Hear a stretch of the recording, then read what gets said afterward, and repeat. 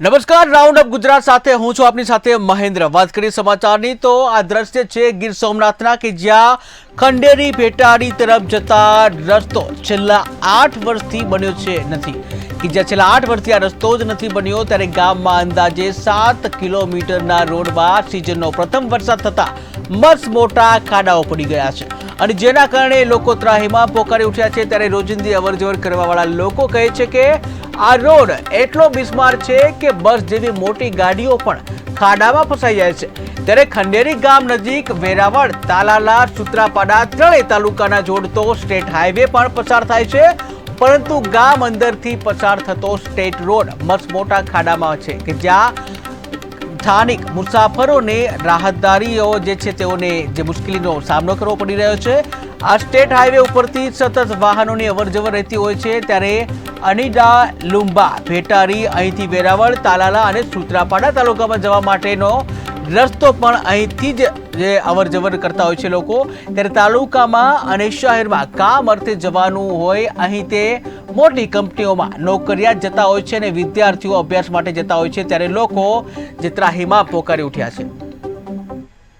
અમારું રહેણાંક ખંડેરી રોડ ઉપર વાડી જ છે અને રસ્તો છે સુનારિયાથી છે અનીડા સુધી હાઈવે ઉપર આ રસ્તો નીકળે છે તો આમ તાલાળાને લાગુ પડે અને આમ પ્રાચીએ લાગુ પડે। આ રસ્તો અમારે 4 તાલુકાને લાગુ પડે, 5 તાલુકાને। આ ખાડામાં એવી ભયંકર મુસીબત છે ને મોટા મોટા વાહન માઇલિંગના જબરદસ્ત વાહન 18-20 ટનનો માલ ભરાય ને 50 ટન પર ભરાય ને એ રીતના હાલે। આપણે વેકરાને કાંઠે તો એવી ડેન્જર પરિસ્થિતિ થઈ ગઈ ફૂલની બાજુમાં કે મોટામાં મોટો ખતરો છે। 8 વર્ષ ત્યાં આમાં કોઈ અધિકારી કે કોઈ કર્મચારી કે કોઈ માણસ આવીને કઈ જોયું જ નથી ને અમારી દલીલ કોઈ સાંભળી નથી। આમ તો સાહેબ ગોરખમઢીથી લઈને આમ ભેટારી, લુંબા બધીમાં નીકળી જવાય છે અને તકલીફ તો છે, આમ ફરીને આવવું પડે છે તો કે પુલે તૂટેલું છે એટલે અમે તો આમ ફરીને આવ્યા લાખાપુરા બાજુ। વેરાવળ તાલુકાનું ખંડેરી ગામ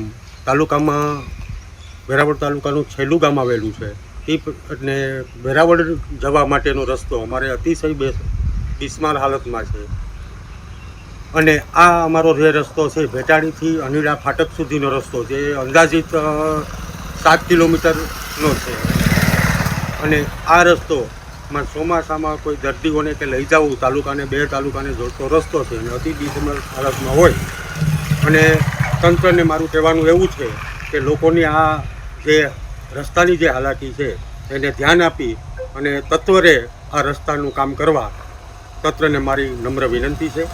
અમારું